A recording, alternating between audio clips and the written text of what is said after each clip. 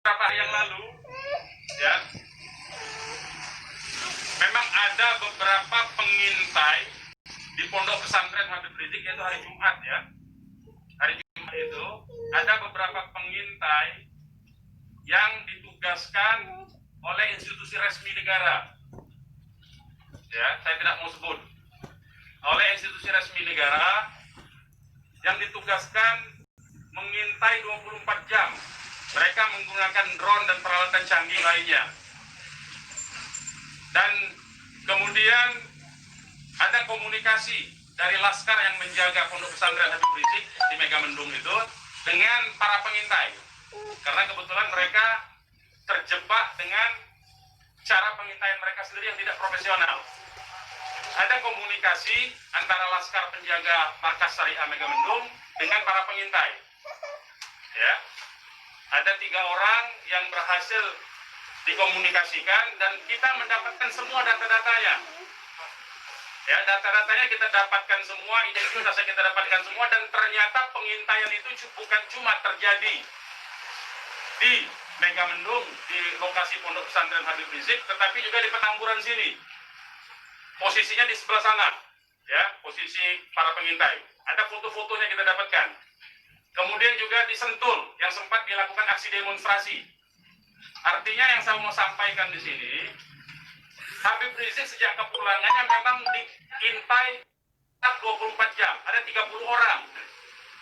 Masih di Sentul, 10 orang di Megamendung.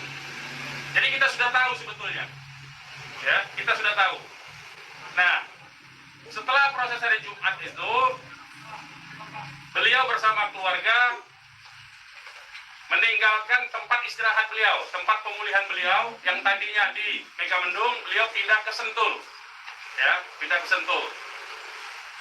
Kemudian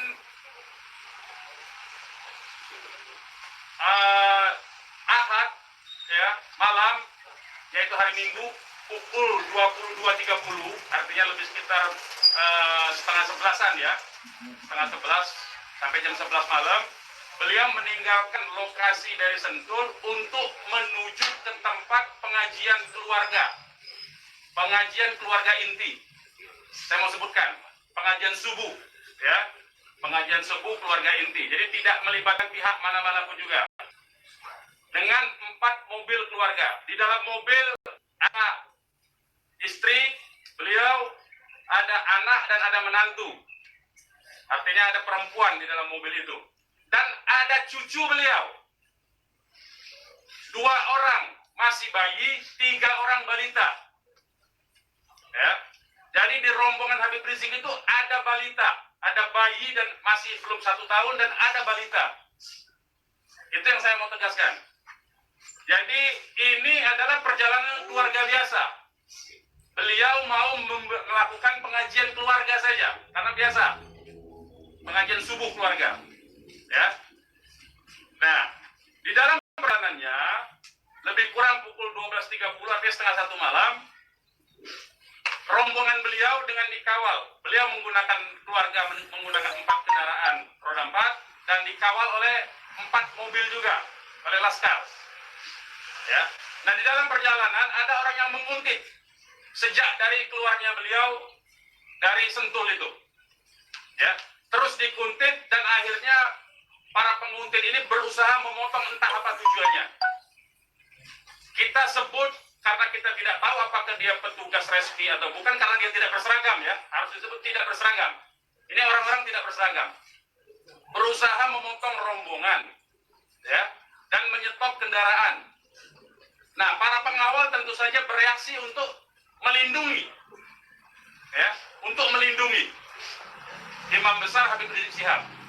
Itu reaksi normal, karena memang mereka bertugas untuk mengawal. Reaksi normal. Yang patut diberitahukan kepada teman-teman pers semua, bahwa fitnah besar kalau laskar kita disebut membawa senjata api dan tembak-menembak. Fitnah itu. Laskar kami tidak pernah dibekali dengan senjata api. Kami terbiasa tangan kosong. Kami bukan pengecut. Jadi fitnah.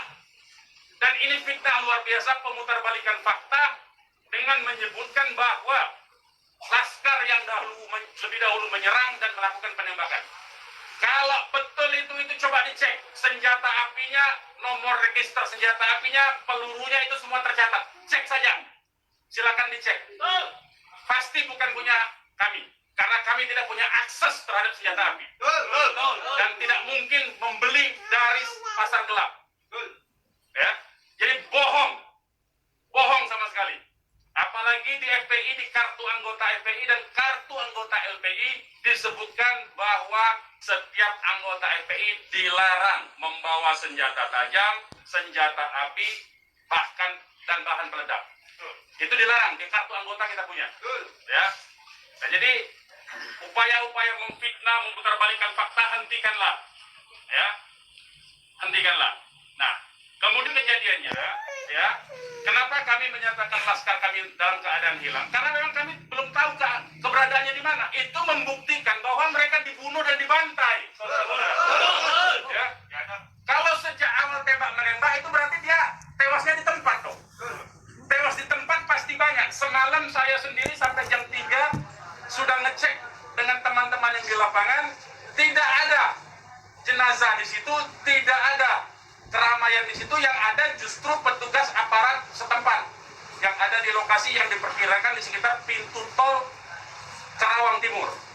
Ya, di tengah malam itu saya suruh cek.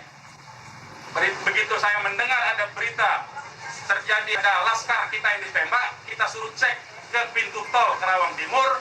Ternyata tidak ada mobil laskar di situ. Mobil laskar tidak ada, jenazah tidak ada. Kalau itu memang tembak menembak dan tewas di tempat, itu pasti ada jenazah di situ. Pasti membutuhkan proses lama untuk evakuasi di situ. Tetapi ini tidak ada. Dan bahkan saudara-saudara perlu ketahui, teman-teman media, sempat salah satu laskar mengirimkan voice note rintihan dari salah satu laskar kita yang ditembak. Itu artinya apa? Itu artinya laskar kami dibawa ke satu tempat dan dibantai di tempat itu. Dibantai di tempat lain. Itu artinya. Dan kemudian waktu kemudian setelah voice note terkirimkan, tidak ada lagi HP dari laskar 6 orang itu yang aktif kita hubungi. Kita sudah cari sampai pagi tadi, sampai siang tadi sebelum pengumuman dari pihak Polda, kita sudah cari kemana-mana, ke rumah sakit kita cari, ke kantor polisi kita cari, karena kita anggapnya itu orang hilang. Dan ternyata kemudian ada pengumuman bahwa seperti yang dinyatakan fitnah yang menyatakan tembak menembak itu. Ya. Nah, jadi sekali lagi saya mau katakan tidak betul, ya, berdasarkan fakta-fakta dan kronologi yang saya sampaikan bahwa terjadi tembak menembak dan laskar memiliki senjata api itu tidak betul sama sekali. Itu fitnah besar terhadap kami, fitnah besar terhadap umat Islam. Kami anggap itu upaya memutarbalikkan fakta yang tidak pada tempatnya. Saudara-saudara harus diperhatikan, ini 6 orang ya, 6 orang wafat dibantai, keluarganya ada satu di dalam, ya, ibunya ada satu di dalam, ada satu orang tuanya laki-laki sedang sholat di masjid, ya. Ini anak-anak kita tahu persis, anak-anak ini hanya bentuk kecintaannya mengawal pimpinan kami, imam besar, hanya bentuk pengabdian, tidak memiliki agenda apapun, tidak memiliki senjata api, tidak memiliki bahan peledak, dan segala macam bentuk senjata lainnya. Dari kami, saya kira itu. Ketua Umum silakan kalau ada yang mau menyampaikan. Silakan. Ya. Untuk pengecekan CCTV di lokasi sudah diminta? Belum kita lakukan, karena kita ini masih sibuk sampai dengan siang tadi sebelum ada pengumuman dari pihak Polda, kita masih sibuk memastikan keberadaan 6 orang tersebut. Ya. Jadi kita belum mengecek kemanapun, kita masih menelusuri kemana-mana tempat dari kemungkinan itu di bawah, yaitu apakah rumah sakit, karena kita mendengar ada voice note yang tertembak, kan, rintihan dari salah satu korban yang ditembak, masih sempat didengarkan oleh laskar yang tetap mengawal, ya. Dan kita belum mengetahui itu, sampai hari ini, bahkan sampai detik ini, kita belum mendapatkan akses terhadap jenazah. Itu yang patut dicatat. Kita tahu bahwa mereka 6 orang laskar ini yang syahid ini adalah wafat, baru tahu dari pengumuman, ya, dari pihak kepolisian. Jadi itu yang perlu saya sampaikan. Tapi posisi 6 ini gimana sekarang Bang, dari diketahui? Rumah sakitnya Sampai hari ini saya belum tahu. Kita belum mendapatkan informasi. Ini menunjukkan bahwa bukti konkret bahwa jenazah ini dalam kontrol dan kendali penuh artinya kan. Kalau memang itu tembak menembak biasa, tentu itu ada di masyarakat lain. Tentu masyarakat sudah sibuk, sudah ramai di situ. Ini sampai sekarang ini kami tidak mendapatkan akses di mana keberadaan jenazahnya, ya, kondisi lukanya di mana tembak menembak berapa lubang pelurunya kami tidak tahu. Hanya satu-satunya sumber informasi baru bahwa dinyatakan bahwa tewas. Ya. Bang, untuk yang 4 orang Bang. Penjelasan yang Bapak bilang tadi yang terkait dengan tol Japek itu berarti Bapak melihat sendiri bahwa tidak sempat terlihat adanya mayat dalam. Saya tidak melihat sendiri, tapi kita tugaskan ada laskar kita untuk ngecek mulai dari pukul 1:30 ya sampai pukul 3 sampai menjelang subuh kita cek. Tidak ada di situ peristiwa tembak.